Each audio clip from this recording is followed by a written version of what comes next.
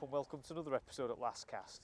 You joined us today at Hilltop Reservoir just outside Slowett, and what we're looking to do today is look at one of our methods that we've covered quite a bit but in a different application today, and that's whip fishing. Obviously, as you can see, it's quite a windswept venue, large expanse of water, so the rigs are going to be altered due to that. In terms of the rigs, I've gone to use exclusively sliding floats. I've got a 3 metre line which I'm going to look to fish with maggot, trying to loose feed, so that's going to be at fairly short range. And then I've got a 4 metre whip which is set at full depth, and that I'm going to fish over ground bait with casters, looking for a few better roach, possibly some quality skimmers. To that end, in terms of bait, what I've got next to me is a ground bait mix which is made up of 50-50 Sonia Bait Super Crumb Black with Sensus 3000 bream. Again, there's a few skimmers in here and quality roach, so the Sensus 3000 there is really is a food content to try and hold those fish with the casters as well. In terms of the maggot fishing on that line, I'm looking for roach and perch mainly, but as I say, they could turn up anywhere. In terms of depth, we've probably got the best part of 6 feet at 4 metre on the 4 metre whip line, and probably about 4 foot on the 3 metre line. That's because we are actually at the outlet end of the reservoir, and there's a nice slope here, rocky banks, and that's what's dictating the depth. So the plan here is to actually use droppers on each rig. I'm only using one dropper after the bulk on both rigs, and that I'm trying to get that set just off bottom, so as the wind's blowing the rig towards me, that's going to be dragging and keeping a nice registration tight line between the bait, which is on the hook, and the dropper. In terms of the rigs, they're identical apart from the weights of the floats. I've got Drennan glow tip antennas on 011 mainline, and that comes down to an Olivet with trimming shot and some styles there to kick the line away from the Olivet. That's the same on the other rig. The 3 metre line, I've got a 0.8 of that. On the 4 metre, I've got a 1.25 gram. Then moving down, I've got a 5-inch hook length of 010 fluorocarbon. Both rigs I've used a size 18B 560 with the barb nip down for speed. And in terms of the dropper, I've got that right above the hook length. On this, I've just got a style that weighs 0.0125 grams, so about the equivalent of 3 number 8s. And on this one, I've actually gone for 4 number 10s, so about the same kind of weight. As I say, that's going to nail the bait down and be a nice heavy positive dropper.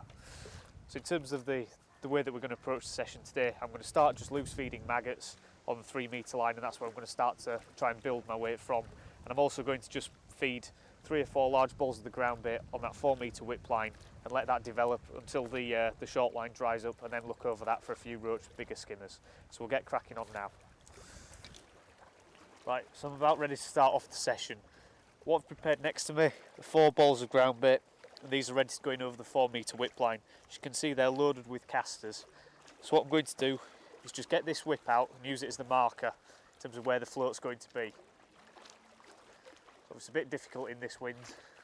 There we go, so that's right in front of me. So as that's settling, the float's sliding down, and the Olivet's going to hold it there. That's the advantage of this rig, is that the line's already sunk behind the float. So I can see my marker. I'm just going to chuck these ground bait balls in ever so slightly short of that marker.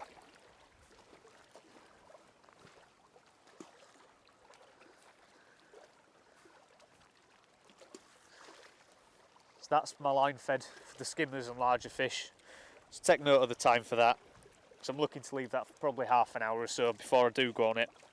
I'm going to pick up my 3 metre whip that I've got next to me, and I'm going to start fishing with this. I've got this set probably about a foot off bottom, but as I say, it's quite rocky here, and the wind's going to blow it towards me, so it's going to be difficult to judge the depth. But I'm looking to catch fish all through the water with this, really. So you can see that rig's much shorter in terms of where I'm fishing. I'm just going to start loose feeding now. I think we've had the bait off that already.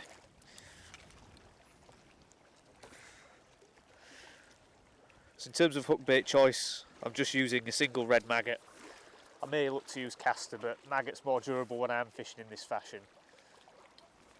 One thing that you may have noticed that I have done today is I've actually got one tray to my right which is purely for my hook baits, and one to my left. In terms of the way that I put bait on the hook when I'm whip fishing, or any fishing for that matter, I use my right hand.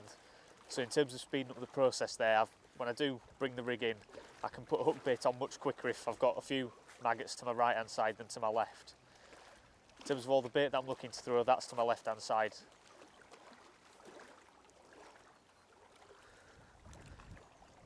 Obviously it's crucial with this style of fishing that you have your stuff set up around you to make life easy. In terms of like my ground bait and other baits there, they're set at just the right height for me to throw. And it's very easy for me to make a ball next to me without looking of ground bait. Like so, just throw it into the peg. So obviously when it comes to fishing with whips like this, you're looking for that speed element. So having stuff set around you correctly really does pay dividends in terms of how many you can put together by the end of the session. So it might take a few minutes just to get the fish going on this line, but hopefully we'll get into a few quality roach fairly quickly.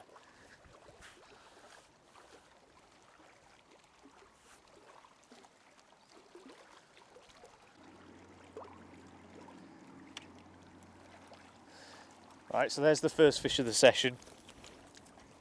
Nice little perch there. As you can see, the advantage of using the whips is just how quickly he's out of the water and in my hand. Crucial thing is obviously you've got to try and predict the weight of fish that you're trying to catch in terms of how many ounces they'll be. And that's going to dictate the length of the line you leave between the hook and the end of the whip where you hold it. As you can see there, that's where I've got mine set. So hopefully when I'm landing fish of that size, they should be swinging like that one straight into my hand.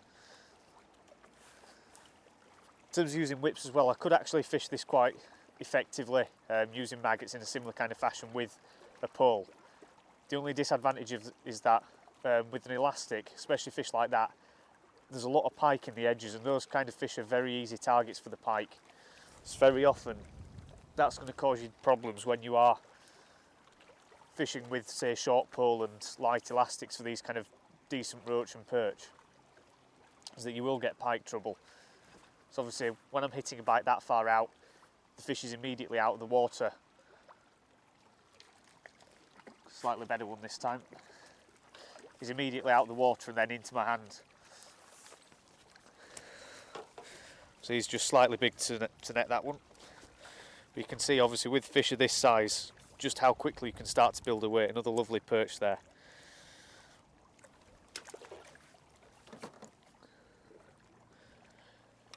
Going back to the rigs that I'm using today though, the reason for the heavy rigs and the sliding floats is the fact that I can use a nice heavy olivette to really get the float out. Obviously we've got a headwind today, and using a standard float would offer too much resistance. Just had 1 second on the drop there. And obviously using an olivette like that allows me to really punch that rig out through the wind. And obviously with the sliding float, it actually gets the line behind the float to sink immediately as it's pulling through the float. Getting a few more indications now.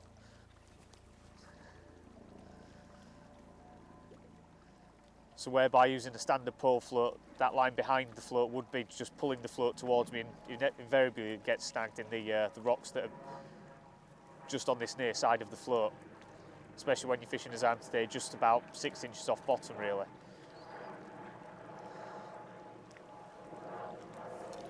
One thing that's apparent with this water in particular, and a lot of these natural venues, is say when you're on a river fishing for bleak, you can actually get away with using a bust maggot, whereas on venues like this, especially this one, they want a pristine bait presented to them. So even if the bait's been nipped once, then it's important that you do change that bait and try and get a fresh bait on there for them. So hopefully we'll be able to just work our way into the peg today. Obviously, as I say, with this rig, I'm looking to catch fish at various different depths, so when I start missing bites or they do dry up, then I'll look to change that depth and see if the fish are taking the bait any higher up. But it is important when you are fishing like this that you do keep that heavy dropper, especially in winds like this, using, say, maybe 2 or 3 small number 10 droppers or something like that. You're incredibly likely to get issues with tangling as you are getting the rig out there. So using nice heavy positive rigs is the way forward on these kind of venues. So roach this time. See how quickly there he's out of the water onto the bank. Lovely little fish, that one. Interestingly, he just took it there as I was twitching the rig a little bit. So it may well be that there's a few fish sat higher up in the water column, so say I start missing a few bites or they dry up, then I'll look to take another probably 4 inches of depth off at a time until I work out a depth where the fish are happy to be. There's another one now. So only a small roach. There's not actually that many of this size in here. A lot of them are sort of 2 to 4 ounce average. Because you can see how quickly and efficiently you can get these fish out and onto the bank. I'll try a white maggot this time just to see, because quite frequently it can sort out a better roach than a white maggot.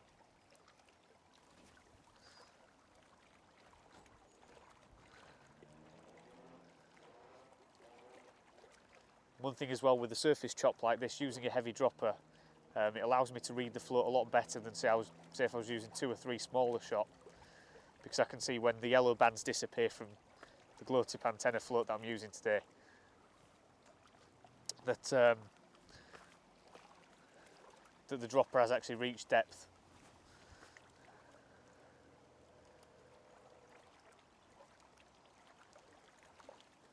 So again, obviously using a bit of constant loose feed is going to draw those fish higher in the water, so I think what I'll do now is change the depth and shallow up a little bit.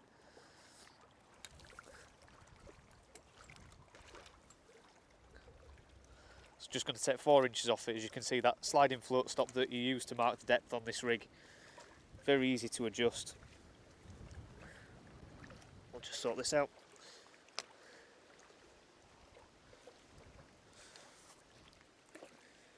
So it allows me to move that depth very easily.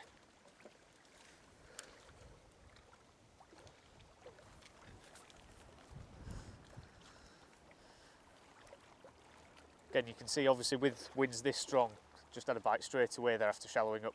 With the winds this strong, that's why it's important when you do consider the rigs that you're going to use. There you go, straight into a roach. Definitely come shallower. These are the average stamper fish that I'm looking to catch today. As you can see, it doesn't take a long time to build a weight of these. That little change of 4 inches of depth there, I've had a bite both times the float's gone in. They may even be a little bit shallower, but again, I'm looking to just do that incrementally and try and work out where the fish want to be. Another bite straight away. So clearly I found a depth that the fish are happy to be at. So I'm going to persevere with this and hopefully we'll get a few more roach on.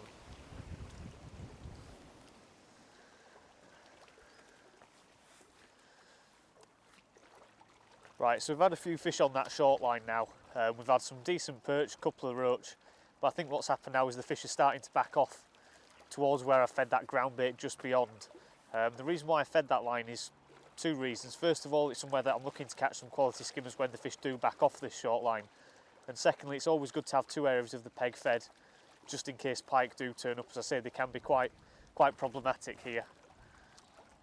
Going to another fish now on that short line. It's another one of these quality perch. Again, gorgeous fish. It doesn't take you many of these to really start to build your weight. So I'm going to have a couple more chucks on this and then I'm going to start thinking about moving on to that long line where I fed the ground bait. In terms of the way that I'm going to feed that line when I am fishing it, I'm just going to feed by putting a few casters in the ground bait and making up small balls each time. There's another fish now on this. Small balls each time I do look to go onto that line. Maybe feed 1 a cast or after every fish, but obviously on these big natural reservoirs they do hold a lot of fish and the fish do require quite a lot of feed as well. So that's what I'm going to be looking to feed. Small balls of ground bait like that, loaded with caster on that line. Obviously on this line it's mainly for perch and a few roach, and it seems to be going well. As I say, I've probably got a couple of pound in the net already. And just by changing the depth I've managed to find a few fish sort of about a foot off the bottom, and that's where they seem to be happiest to feed.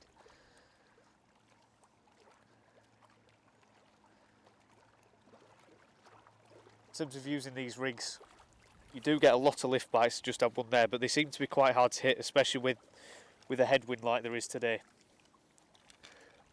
So what I think I'll do is try and just get one more fish on this and have a look over that ground bait line and say it's been about 40 odd minutes now, so there should be a few fish there with any luck.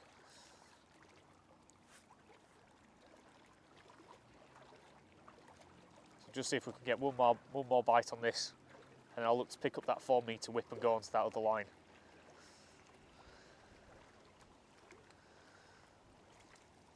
There's another perch. And you can see cracking stamper fish, these. So at least I know there's plenty of perch there. And usually perch don't require a lot of feed to keep them occupied. So as I say, I'm going to pick up that 4 metre whip now and see if anything's settled over that ground bait. Hook bait wise, exactly the same, single maggot. But I may even step up to double maggot or even a caster on this if I feel that there's some really good quality fish down there.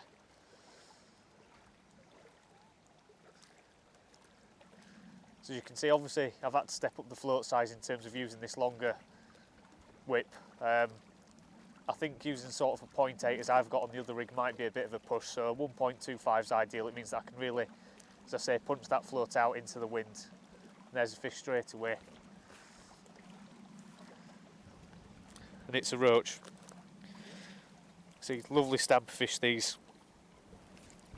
And you can really start to build a weight when you're catching plenty of these each chuck.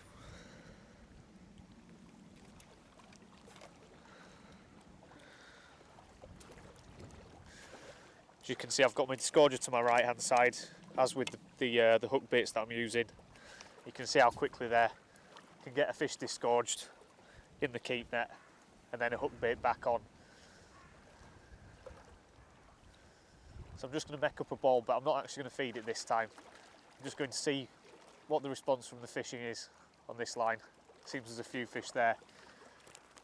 And if it's fairly consistent with fish like this, then I know there's numbers down there, and I'll look to try and keep them occupied, possibly feeding once every 2 or maybe even every individual fish. As I say, that's just the one of those things I'm going to have to suss out as the session goes on.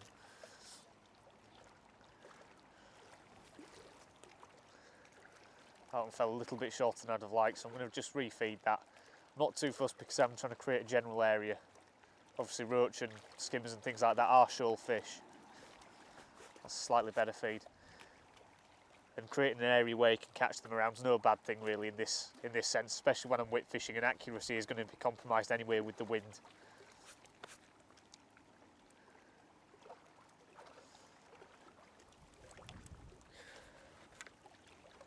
So with any luck we'll be able to put a good stream of those roach and perhaps a few skimmers together and really start to build the weight in the keep net.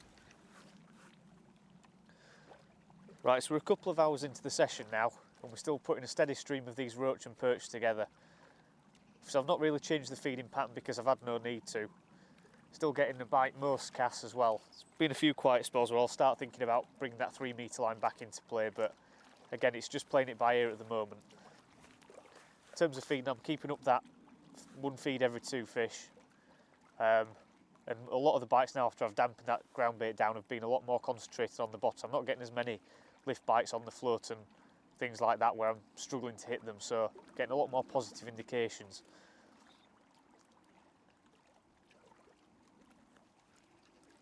Again, having to wait a little bit longer for bites on occasion, but I suspect again when you're sort of pounding one area of the swim constantly, the shoal might well spook. There's another fish on now. Another one of these quality roach. These have sort of been the mainstay of the fish that we've been catching on this line over the ground bait. Obviously on that shorter line it was more perch orientated. You can see they're feeding really confidently though, taking the bait well down. So as I was saying, we've not really encountered any skimmers on this line as we'd have hoped. We've had one hybrid and some quality roach and the occasional perch, but no skimmers as yet. Again, if I was fishing specifically for the skimmers on this line, I would look to ball in a fair quantity of ground bait.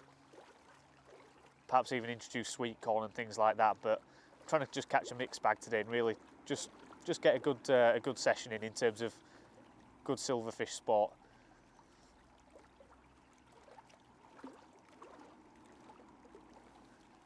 Again, just letting that bait settle. And one thing that I'm using with this rig is I'm allowing that dropper and hook bait to be dragged along the bottom a little bit. Again, it just gives the fish a bit more time and confidence when they do pick up the bait. So on a warmer day or in a shallower peg, then I might look to actually fish with 1 or 2 droppers and fish much more on the drop than I am today. But obviously there's a bit of a depth of water. I'm looking to bait the bomb the bait straight to the bottom as best I can.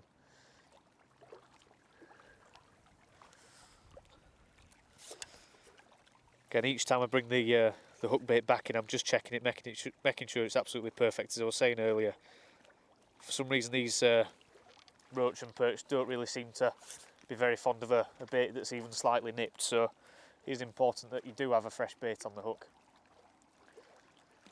Speaking of which, I've not actually managed to, or got round to using caster on the hook because I've not really had any trouble with small perch on the maggot. But again, it's always worth having that there as an option. That's a slightly better fish this time. Could be a perch. That actually looks like a skimmer there. Yep, and it is for the first one of the session. It's taken a while, as I say, a couple of hours for these to turn up. But there he is.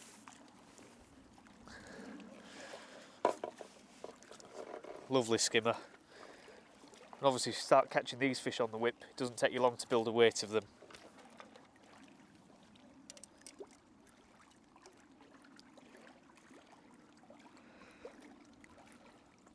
Again, this is an area of the reservoir where I've been before and caught a good weight of these fish fishing the pole.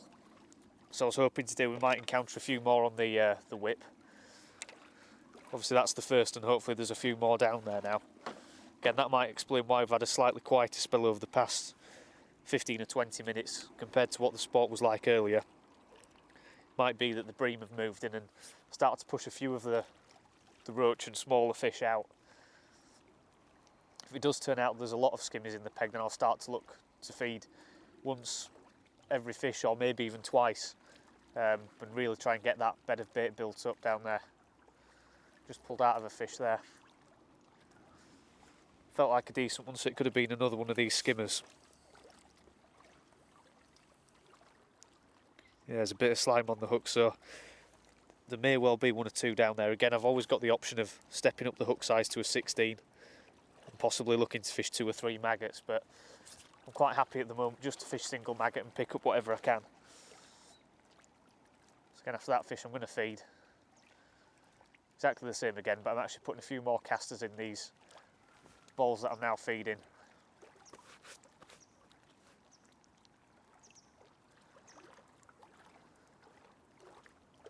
There's another fish on now. Actually a perch this time. And in terms of the fish that I'm looking to catch, there is primarily perch, roach and skimmers. So there's not many other species in here apart from a few carp and quite a lot of pike. So obviously I'm not looking to feed massive baits or any pellets or much sweet corn. So I'm just trying to catch a nice little mixed bag today.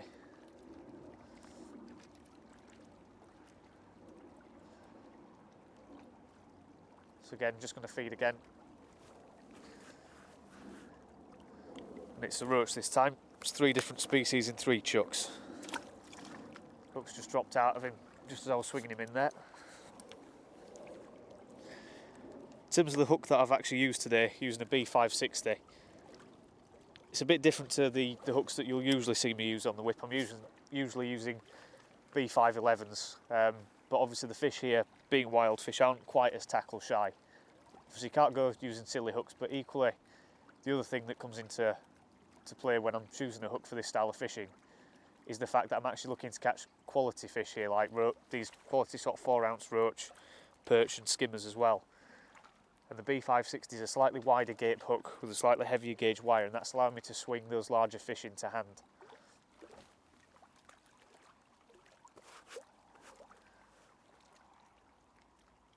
So again, in terms of hook length, I've actually used a fairly standard sort of hook length that I do use for most of my fishing in terms of 010 fluorocarbon.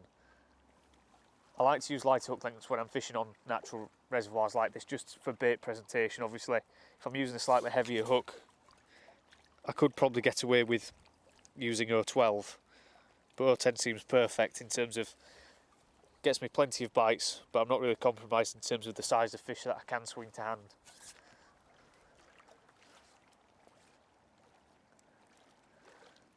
Can get a few more bites now. So today we're fishing on an evening, so the fish will be a bit more confident than they will be during the day. So again, that's why I'm looking to feed quite a bit of bait today as well. So this time of day, as is the case with most venues, the fish really will come on the feed, especially as light levels drop. And even as it gets towards dark, I might start to look on that short line even more for a few bonus perch. So I've had some nice perch on that 3 metre whip today so far, and there's plenty in here, well over £1, if not over 2. So you never know, it might be a case that later on in the session I can move to that 3 metre whip line and try and catch a few. As it stands, I'm more than happy fishing away on this 4 metre whip, catching these quality roach and the odd perch and skimmer.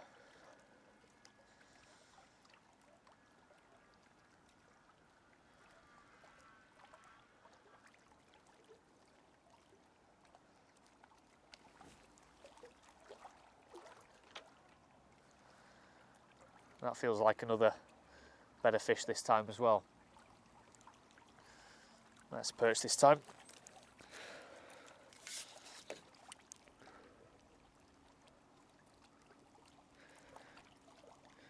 And you can see there's a real mix of fish down there. At no point is it guaranteed what you're going to get next.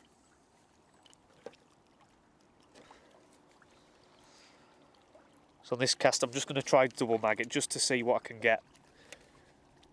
May well be that this perhaps isolates a skimmer or a better roach, so it's always worth trying at some point in the session.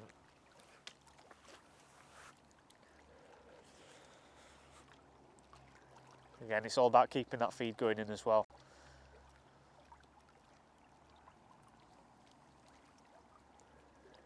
Had a small indication on the float there. Obviously with a slightly bigger hook bait I'm willing to let that bite develop a little bit more.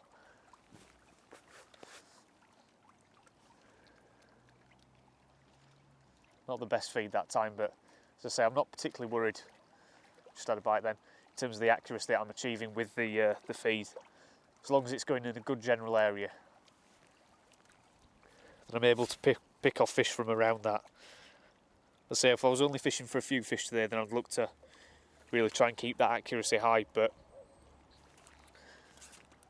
because there's so many fish in a reservoir like this, then really accurate feeding isn't exactly necessary.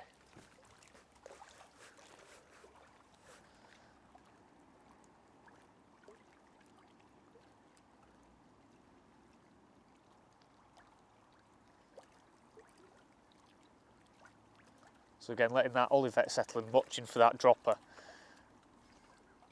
Just had another bite there. I think what I'm going to do is just add a couple of inches to the depth. So I'm missing a few bites now. Again, as I said earlier, just putting a bit more line on the bottom does allow these fish that little bit more time to accept the bait and let the bite develop.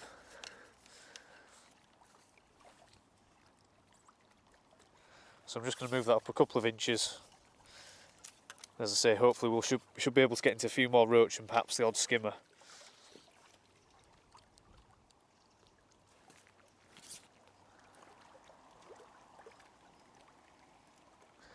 Right, so into another fish now. Feels like a better one. I think it's probably about time we start to conclude the session. Another nice perch. Slip the net under him. I've had a good session here today at Hilltop. As I say, we've not really encountered as many skimmers as we'd have ideally liked to. But again, it's just one of those things that some days they will turn up in your peg and others they won't. So just get this perch unhooked. The wind and the conditions certainly have made fishing a lot more difficult than we'd have really liked today in terms of getting the feed accuracy and also getting the bait presented right. But again, using rigs like these, fairly heavy positive rigs with large droppers and using the sliding float method, being able to put together what should be quite a good net of fish. So I think what we'll do now is start packing up and we'll have a look at what we've caught. Right, so as you can see there, we've got a nice little net of silverfish that we've put together in just over 3 hours fishing. The whip is a great method on these kind of venues, but again, sometimes it is subject to conditions, as is any day's fishing, whereby it's going to make things difficult on certain occasions. Presentation is going to be compromised, as has happened today. So we've not really seen the full potential of the whip, really. But it gives you a good idea there. We've probably got, say, 5 or 6 pound of quality roach, a few perch, and even just the one skimmer today. Hopefully we might come back to this method here and try and put a few more skimmers together at a later date, but again, it gives you an idea of just how we've gone about employing this method to try and negate the effects of the conditions. So it's been a good session today and we've really enjoyed it. Hopefully you've learnt a few things. Don't forget to subscribe and we'll see you on that next episode.